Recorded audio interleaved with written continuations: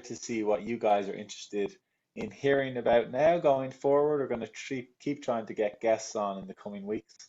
But it's just Orla and I today, unfortunately. No special guests, although Orla has a great presentation to share with us.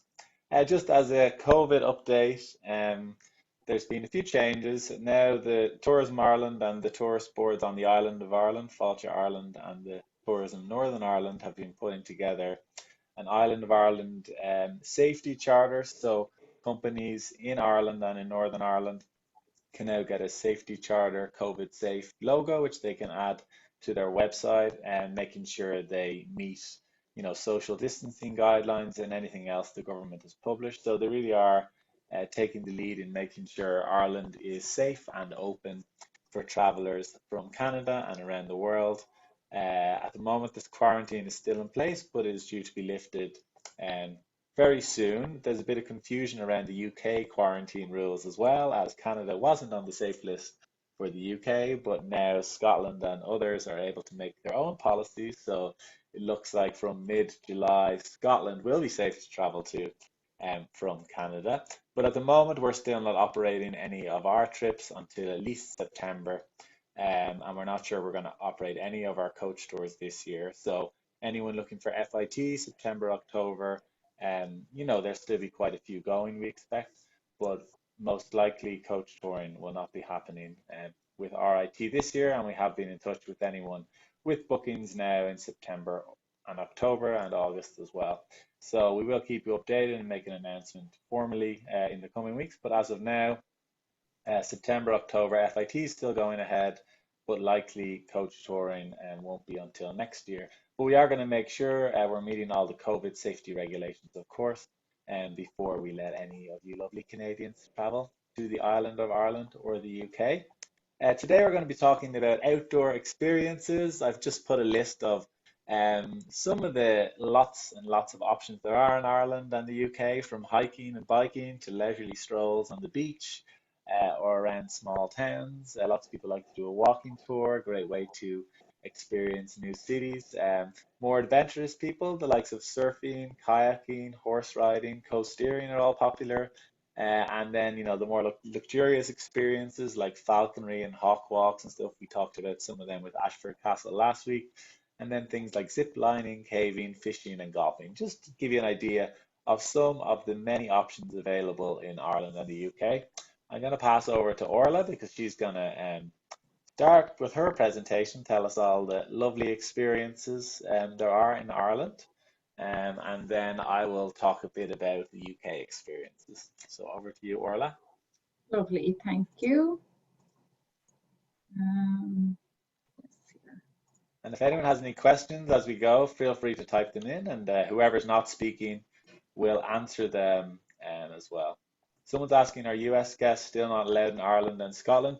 That is correct. They are not allowed travel at this time. But we are monitoring the situation, and we'll let you know when and if anything changes, unfortunately.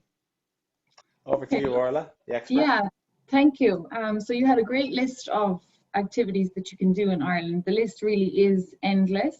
So this is only just a handful of things that I think are great experiences that you need to do when you're in Ireland. Of course, golf, another one is a very big one, which you can get in touch with us if you're looking for itineraries or anything like that. But really the good thing about all of these activities is that you're able to do them, especially if you're doing an FIT tour. Now, sorry, my mouse is a bit jumpy, so hopefully you won't. Yeah. Still orange juice on it? No, I don't know what it is. It came from the shelf in the office, so I feel like someone put it on the shelf for a reason, and I probably should have left it there. Yeah, if it's on the shelf, it's probably an old one. Oh. Yeah, yeah, I know exactly. So these are just a couple of the FIT driving holidays that we offer. So many of you will be familiar with the first one we have here, the Irish Adventure. So that's the 7-night B&B program. And actually on that website as well, so just before I even get into the activities, when you go onto that website, so it's reserveabnb.com, many of you will already have had the link. You just go in as a guest, but there's actually a tab that you can go in on this, and it goes in under themed holidays as well. So if your clients are looking for you know, a fishing holiday or areas of walking, then these B&Bs would be perfect as well, because you're going to get the local knowledge as well as the knowledge from us before you go. So you can definitely check that up if you're looking for a route. So there are those themed holidays. But then the town and country, so this is one we have ourselves created, B&Bs and hotels. Elegant Ireland then, so 4-star properties, and then the chauffeur drives. So on any of these, as well as a custom group, any of these next activities that I'm going to talk about can be done and can be booked.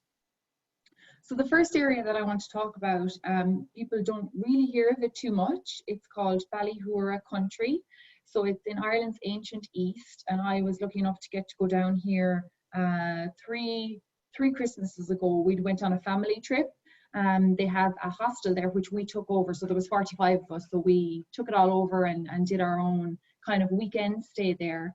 But it borders Limerick, Cork, and County Tipperary. So it's not just the one mountain, and it's not just hiking. They've got mountain biking as well. So that's what we did.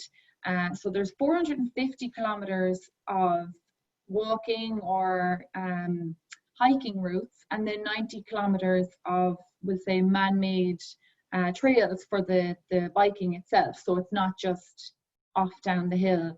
Hopefully you won't hit a tree. It's nothing like that. Now it is definitely, if you're looking for the adrenaline rush, then it's definitely for you, because you are going down hill quite a bit. But you can get even electric bikes to help you along the way. So that is something that definitely you need to try. But in this area as well, so as well as all these walking routes on this website, so the Ballyhoura website, there's so many different wooded areas and different trails, and Lougher is a great one. The views, as you can see, are absolutely spectacular. You've got the Galtee Mountains as well. So here at Lougher, it's got the largest stone circle in Ireland, and they do have a visitor centre as well. So the visitor centre showcases over 6,000 years of archaeology from Ireland in this location, and you could just park, check out the visitor centre. You know, they have washrooms on site as well, and then go for an hour or a 2-hour hike. So the good thing about these outdoor experiences is there's a lot of visitor centres along the way to stop off and maybe have some lunch or take a coffee or something like that, which is great as well. So like in this area, Ballyhoura, there's farm visits, plenty of different opportunities for fishing as well. So these are just some pictures here on the mountain biking. So that's me on the left, holding on for dear life, flying down the hill. And then on the right, so that's the company that does it, Trail Riders. And then you just rent the bike for the day and off you go. And it is really, really good fun. A cousin that I went with, he did get the electric bike just to help him a small bit, but you really don't need to. And it's just good to get out. It's really in the countryside. You don't meet too many people. The competitive riders are kind of on the other trails. So people are very conscious that there's other people in front of them, so they won't fly past you or anything like that. So mountain biking is a fantastic way to get out and experience Ireland. And really, if it's raining or not, you're going to be getting covered in mud just because the nature of the trails. So it's a great activity for any time of the year. We actually went, I should note that picture on the left, we went for after Christmas Day, we did Stephen's Day and the next day. So we stayed for just the 1 night and 2 days. And the weather was fine, just wear a jumper and you're grand. So moving on then to, many of you know, because I talk about it a lot, this is my home, the Burren National Park. So that's me a couple of years ago now at this stage, at the top of Mullaghmore. So that would be the main. A couple of years. Yeah, that was, well, maybe double a couple, probably 4 or 5 years ago. Yeah, that was a long time ago. Very I forget. blonde. What? You're very blonde there. Oh yeah, I know, about 4 years ago. I forget how long I'm in Canada, you see, but. So this is a fantastic place any time of the year again. It's fantastic. But if you're somebody who likes to get out and do a good hike or even a walk, there's various different trails, and that's why I put up this picture here of the walking trails. So if you're someone who just wants to take in kind of a nice walkway in that you won't be on top of the rocks, there's nature trails. but there's also ones where you can hike up to the top. This one takes about 3 hours, and you come around, you go up one side and down the other. But there's plenty of parking available now. They opted out, the locals opted out for an actual car park to be built. I mean, you can understand why. We don't want a car park in this beautiful area. It takes away from the scenery that's there. But there's plenty of spaces to park, and if clients don't want to, the village where I'm from, Currafin, you can actually park the car, and then there's a free bus shuttle that will drop people off and pick them up, and it goes all throughout the day for the summer months. So that's a really handy thing too if clients don't actually want to drive in and around here and just go off for the day. But there is some guided walks as well, so you can follow the map. It's very easy. There are signs on some of the rocks, but also and some of you may have heard of him, Tony Kirby also does walks, so you probably have gone on a couple, maybe with him. Jonathan was mentioning to me that he did some Tourism Ireland FAMs. So my dad as well does these as well in the Burren. So if you wanted, we get a lot of chauffeur clients who would want to do this, go off for 3 or 4 hours and really get the history and the geography in the Burren as well, and some great stories and, you know, really good Irish myths. So it's a really, really nice thing to do if the clients have the time. And people don't realize how close this is to, say, the Cliffs of Moher.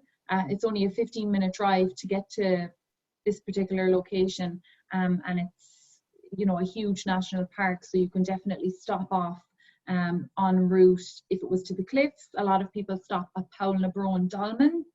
So this is a portal tomb and a burial site. So it was excavated in the 1980s, I think it was, and there was 33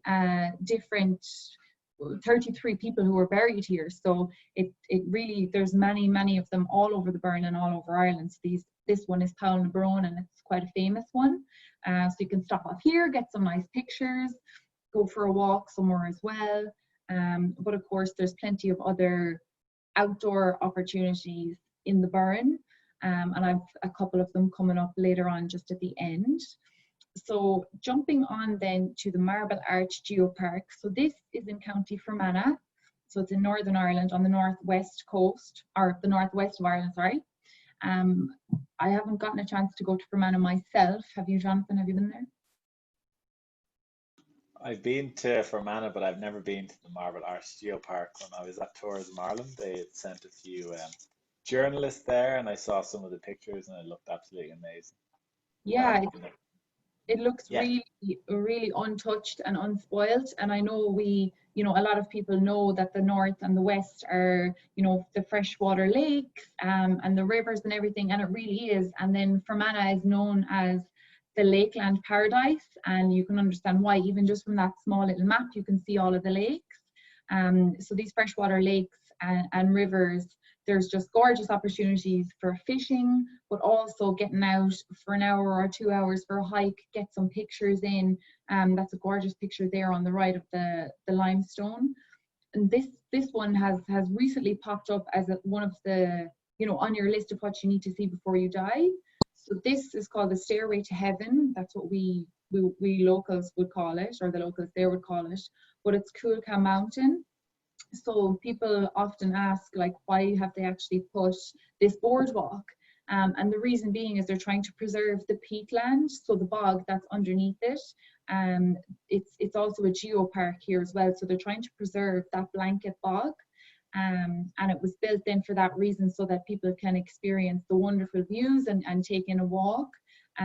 So it would take about 3 hours, I believe, from the top to bottom, and there's lots of stairs and lots of flight, but it's very, very easy on foot because it has the grips, and also you don't need to worry about getting wet because it has the boardwalk. So this is a fantastic one to take in as well. So it just shows you that all of these areas that we talk about and that people know, there are still other untouched areas that clients can get off the beaten track and really get in to experience the outdoors if that's what the clients are into. So if anybody is like me and you like geography, so I did geography in university, so that's why I had to put in some caves here. So in the Marble Arch Geopark as well, there is the Marble Arch Caves. So you can actually go in and get a tour of this cave. Depending on the weather, you can go underground too and actually go on the boat, which is the picture on the right. But the good thing is, whether it rains or not, you can still go into the cave. So it's a great activity to do any time of the year.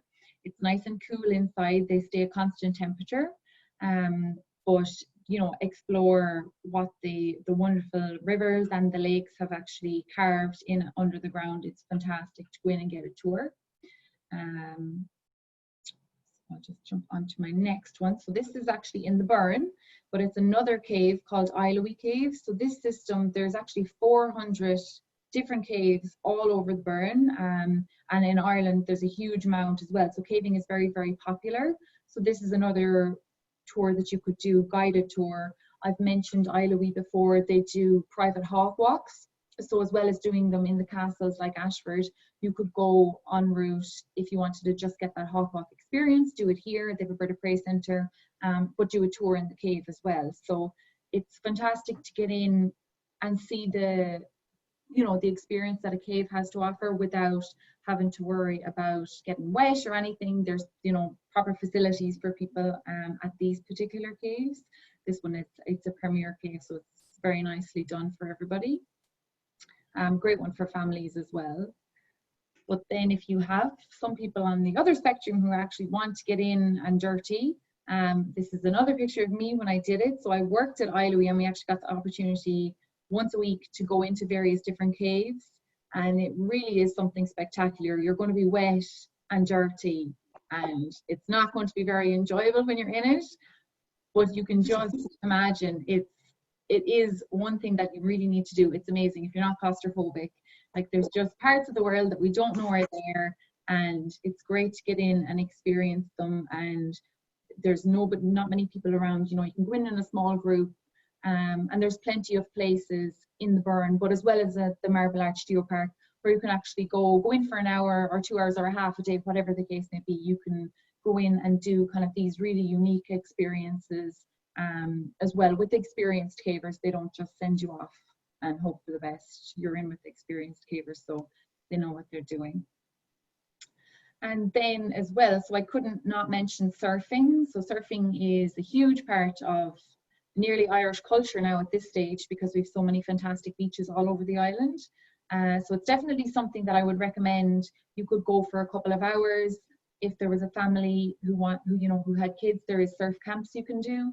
So Lahinch has been known as Surf City. So these are images just from Lahinch. I was getting a lesson on the left in that picture. So I'm the second person in on the left, it's a really, really good experience. Again, if it rains, it doesn't matter. You can just go out. You're going to be getting wet anyway, and it's a really, really fun thing to do. So there is stand-up paddle boarding, but there's also windsurfing.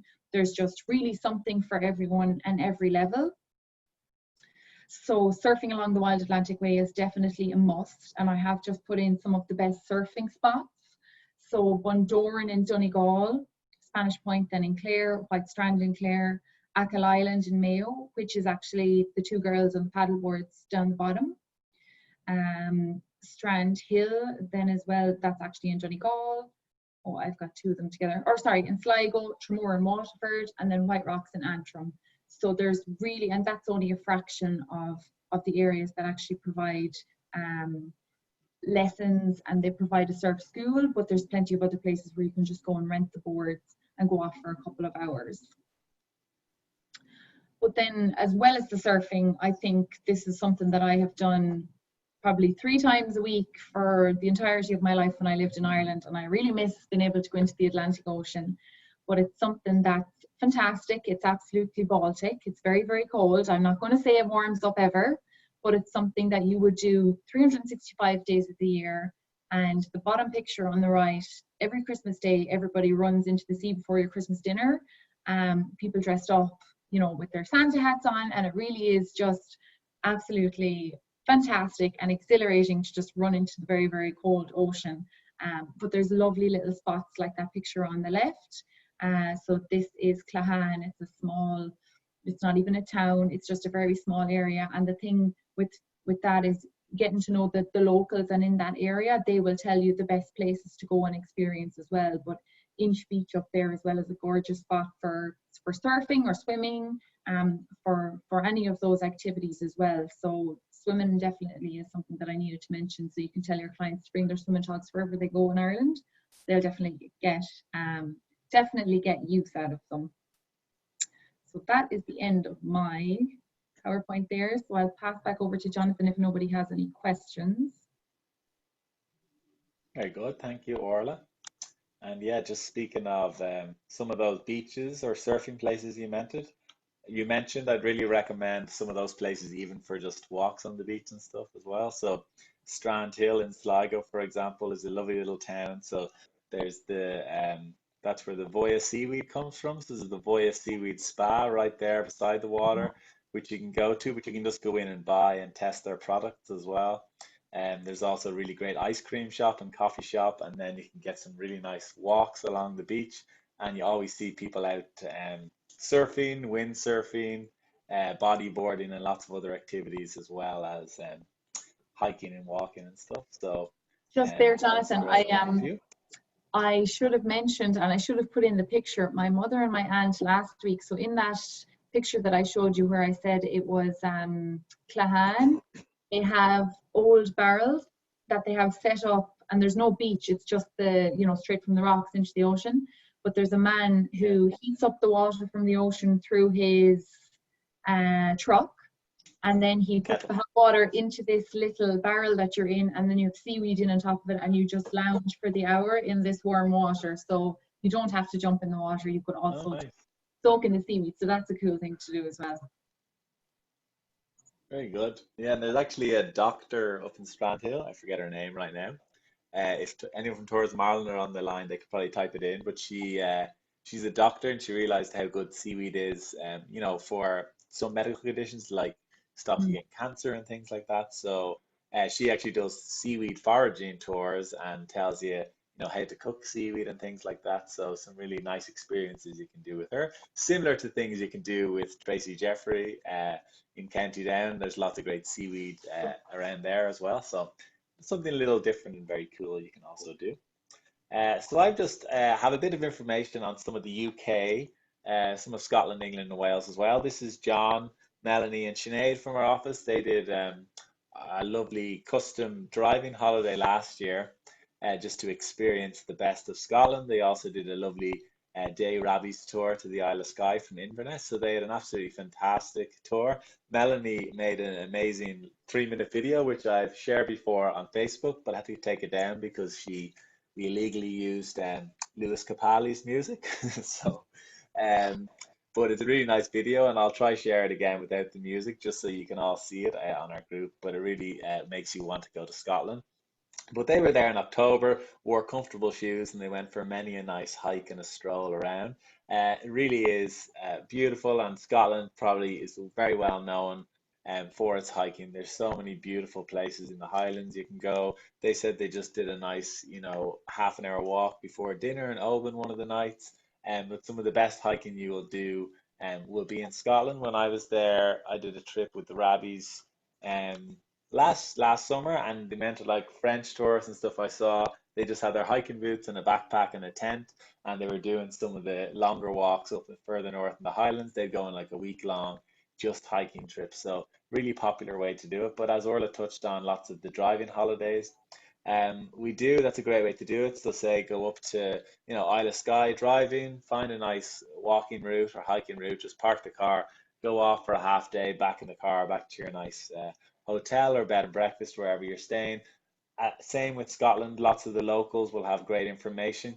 Most of the walking and hiking in Ireland and the UK will be self-guided, and so any of the local tourist offices, you'll get great maps and great ideas of things to do, and often hidden gems you'll get from the locals that you might not get from us or from any information on the internet. So always recommend some wonderful hiking when you're in Ireland and the UK. Cliff top walks as well. Orla talked a bit about the Burn, and it's not too far from the Cliffs of Moher, which is lovely to stroll along. But this is me and my favorite Donegal on the Slieve League Cliffs, which are some of the highest sea cliffs in Europe. So there's actually like a 5 mile behind me there. There's like a 5 mile walking trail you can take, and you get to a little town or village, which is very small, which has 3 pubs in it. I don't even know if they have 3 people. But anyway, absolutely amazing, and you can really get lost and off the beaten track as you go there. Any of the islands as well, like Achill Island in Mayo, and many of the other islands, lots of great hiking and walking along there, and really nice sea cliffs. down in Kerry, down near where Ballybunion is. Lots of wonderful, wonderful sea cliffs there as well, and some beautiful walks. But if you do even do the Ring of Kerry, you'll see some amazing cliffs and scenery as you go. So kind of the whole west coast of Ireland, lots of wonderful cliff top walks. And similarly in Wales as well, and parts of England, you'll get some really nice cliffs. If you go down to Devon and Cornwall, I was in Cornwall, went for a lovely run right above the cliffs. If you ever watched Hinterland, which I recommended a few months ago, not many people are watching Netflix now. The weather's nice now, everyone's outside. But the detective in that, Tom, he's out running beside the cliff every day, and that's in Aberystwyth. So some really, really wonderful cliff top walks, great for walking, hiking, running, whatever you like. Up at the Causeway Coastal Route as well, there's a really nice about 4 or 5 kilometer walk from the cliffs into the lovely town of Bushmills, which is obviously home to the world's oldest working whiskey distillery, but also a beautiful little village. So lots of people will be out doing that, and lots of amazing beaches around there and things. So cliff top walks are a really nice thing to do. Lots of people were asking what coast steering is. It's kind of a hike along a rocky coastline, which involves a bit of swimming and hiking and jumping off cliff edges. So very popular in Wales. You can do it in the Brecon Beacons National Park, but also in Pembrokeshire and on the west coast of Wales. So anything from, you know, a couple of hours to a full day experience. So you travel along. You can do them guided or self-guided. So you have a life jacket, your helmet, and all your gear, and you kind of walk along paths by the cliffs. And you know there are some safe places where you can dive in, sometimes up to 6 or 7 meter jumps, and then you climb back up and continue on your walk, and you go through little valleys where there's water flowing and stuff. So a really cool experience, something a little different for the more adventurous traveler, but just another idea for your clients in Ireland and the UK. Fishing in Cornwall. So I did this last year down in Plymouth. We took a half day boat tour out. There's me on the right, struggling to catch anything. I actually managed to catch some pollock. So everyone was trying to get mackerel a little further up, and then the guy beside me just let his rod go all the way to the bottom. I was like, "What are you doing?" And he goes, "Oh, there'll be pollock on the bottom because they're bottom feeders." I was like, "All right, I didn't know that." So I actually did manage to catch a pollock. We didn't have the most successful fishing trip, but everything we did catch, we went back to the local restaurant and they cut it up, and we had fish and chips for our lunch. So a really nice experience. And there's lots of really great fishing down in that whole southwest of England area. So Cornwall is an amazing destination. Plymouth is one of the main towns, but there's also Falmouth and many other wonderful places there. And then just across um, the border in Devon, so lots of really nice hiking and biking and activities there. Going to the Devonshire Moors as well. So two really nice areas, but fishing is a great thing to do in Ireland and the UK. You can do river and lake fishing as well, but often you need a license for. So trout fishing is quite popular in Ireland, but obviously with sustainability, it's often you need to get a license and you might get to go out for a day. But all those kind of five-star resorts in Ireland and the UK. So we went to Bovey Castle down in Devon, another really nice place. But you could do lots of activities there, such as hawk walks as well as falconry.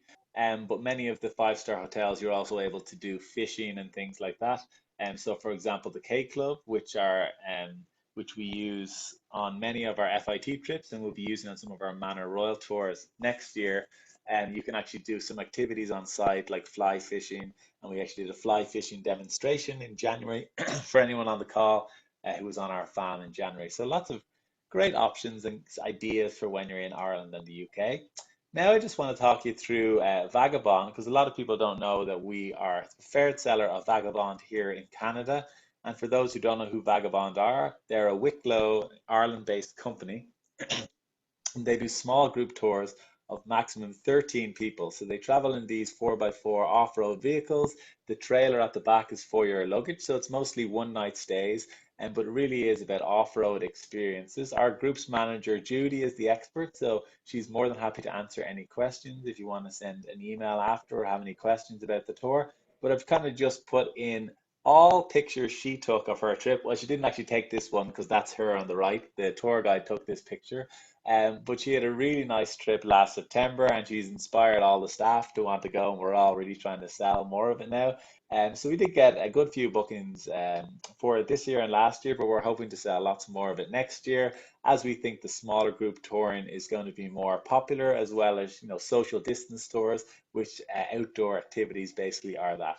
So it's a really nice 7 day itinerary. So you start in Dublin nice and early, about 8 a.m. You meet at the Grand Canal Hotel, and you start and travel north from there. But as you can see, all the accommodation bar Westport is pretty much right on the coastline. And so some really nice kind of generally 3-star hotels on this, sometimes 4-star, and really right on the coast, often with lovely views, but they're often really nice villages, so lots of nice walks and lots of places to go for dinner, etc. Lots of great country pubs as well. But you would need to do pre and post nights in Dublin with this. So lots of people might do one of our other tours or a driving holiday or a city stay and then join this tour for 6 nights. There is a lovely one that goes south as well, and they have some smaller options. So some really nice ideas. But the first day they travel north and they climb a mountain, the Mourne Mountains, and before traveling north up to the Causeway Coast. Day 2, they go to this lovely Carrick-a-Reid rope bridge. This bridge was actually built for crab fishermen back in the day, and now it's one of the most popular tourist attractions in Northern Ireland. So a really nice little bridge, not for everyone. When there's high tide and there's strong winds, sometimes the water comes right up quite close to the bridge. Some people walk over and then they're a bit scared to come back. So there was an American tourist, I think it was 2 years ago. She walked over and she was unable to walk back, or felt she wasn't going to be able to. So she had to get a helicopter rescue. So I hope she had travel insurance. Like, But it is about a kilometer walk down to this, and a really nice cliff walk you can see in the background that you take down. So a really nice activity to include, and it is part of the National Trust. So it is all sustainable and very well maintained by the National Trust. So that's just one of the included activities on the tour, but there are obviously lots of optionals as well. So the optionals are all really reasonable. Most are around 20 to 30 euro. So Judy did some sea kayaking in Donegal, so you hop on the kayaks and out you go, seeing some beautiful, beautiful scenery. That was 2 to 3 hours, that experience, but she said some of the optionals, might be an hour, like the horse riding and things. But she said she did all the optionals. So the tour price is pretty reasonable, starts at about 2,500, and you'll probably spend about another 200 euro if you do all the optional experiences on tour, which are definitely well worth it. But this also gives you some ideas. If you want to do your own FIT trip, you can definitely do some of these wonderful experiences as you go. She said the favorite part of her trip was surfing. That's her on the right there. And he said their guide was fantastic. So I think it's 2 hour surfing lesson. So the first half an hour is kind of getting used to surfing, then you get out in the water, and she said all of them were able to stand by the end of it, and only one of them had ever done surfing before. So it's great to have a local guide, and again some stunning views in the background. I'm not sure what beach she did it on, possibly in Strandhill, but definitely up in the northwest. She also did some lovely cycling in Mayo and Clew Bay, and you see some of the wonderful scenery you see there. If you actually ever do a climb up Crowpatrick, you can see overlooks Clew Bay. The day she was in Crowpatrick, though, it was really misty, so she couldn't get up too far and get a view. But on a clear day, lots of people will do a pilgrimage. I think it's the second Sunday in July. They climb Crowpatrick in their bare feet. Um, it's a pilgrimage, and a lot of people will do it also on Christmas Day, a very popular thing to do. We actually had a lady do a custom. She basically did our Shamrock Royal Tour, but with a free day in Westport for a group of 30 of them last year, and they climbed Crowpatrick, and their guide, Joe Russell, actually went up with them. So they had their own private guide, and it was our driver guide that was with them for the trip. And he was like, "Oh, sure, I'm not doing anything today since you're all climbing the mountain. I'll come with you." So he got them all up at 6:30, and they wanted to really experience it and get good views nice early in the day. So up they went for a half-day hike of Crowpatrick. So that's quite near to Clew Bay, but a really nice cycling trip you can do around there. It's the Great West Greenway, a designated cycle area, so you won't see any cars or anything on the route. The most traffic you will get are the sheep who might run in front of your bike. So just watch out for them. But yeah, that's just some of the experience she did. She also did the horse riding. That was in Donegal or Mayo. not sure which, but she said that was another wonderful experience. So that was just an hour long. So it just gives you an idea of some of the different things you can do within Ireland and the UK. The Vagabond tours, if you want an organized group, are very popular, but lots of people now want to do their own thing on the FIT.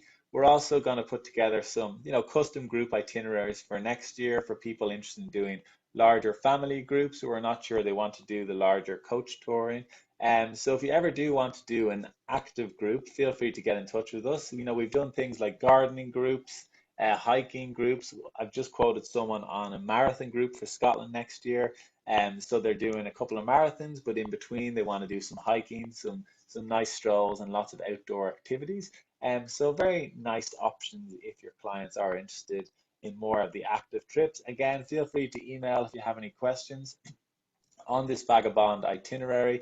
I can probably even share with you what Judy did a report on the trip. So she had lots of great points. So I can send you over that as well. So you have an idea of some of the wonderful experiences you can do on there.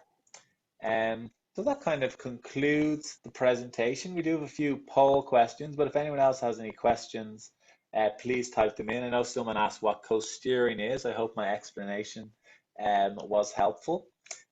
So I'm just going to launch a poll here. I know those on Facebook can't see it, but what activities do you think your clients will be interested in? Apologies for my typo.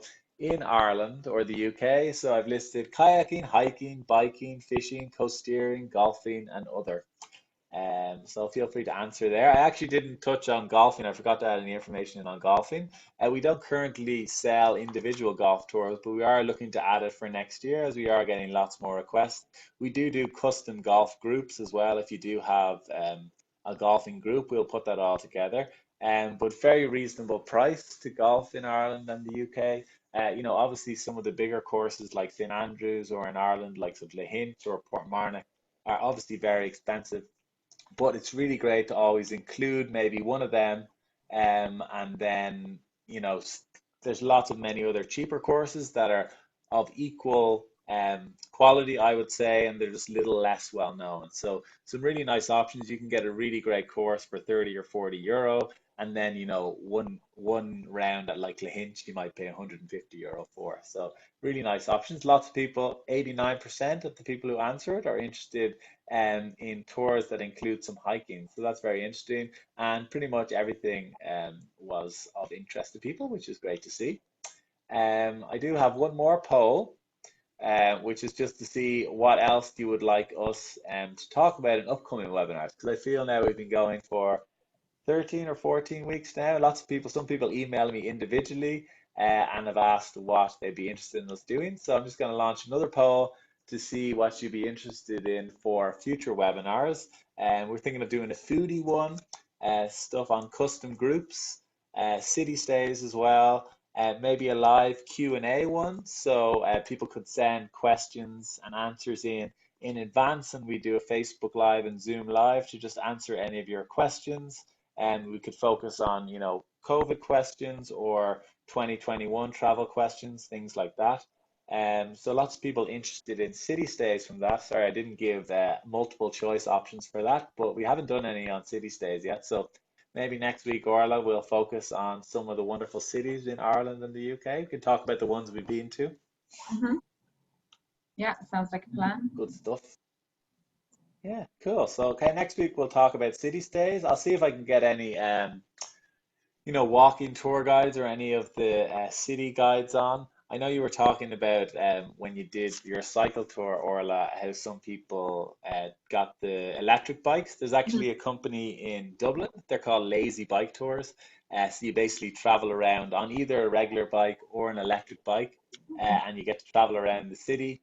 And you have a tour guide with you, and he tells you some of the interesting history as you go. So again, a really nice, something quirky and different to see the cities. We have lots of great city stay packages, like our Dublin package, which would be like 2 or 3 nights, which would include a hop on, hop off tour. But I would always recommend adding likes of a foodie tour or a walking tour. So I'll see if I can get a walking tour guide on with us next week, and we'll go from there.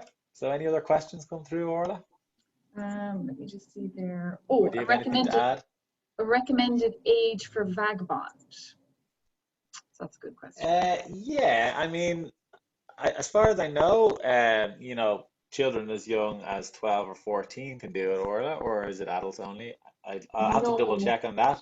I Um, I think they're okay because it's so active. I think it's more, as long as kind of you're active and you're able, then you're fine.